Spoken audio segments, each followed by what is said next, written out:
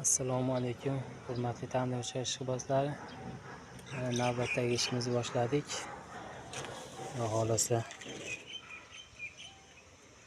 yarimidan o'tdik. Bu yerda 40 litrlik bakimiz joylashgan. Jo'mragi yonboshdan suvlar olinadi. Yonida 22 litrlik qozonimiz, hamda bu yerda 60 litrlik qozon. Burchakda mana ko'rganlaringdek mo'rili tandir bo'lyapti. Tutuni faqatgina mo'ridan chiqadigan.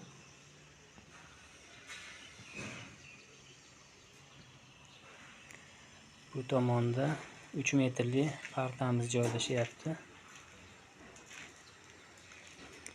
Bu yer zakatovochniy parta 2 metr, hamda yonida mo'ykamiz joylashyapti. 45 ga 60 razmerdagi mo'yka bo'lyapti.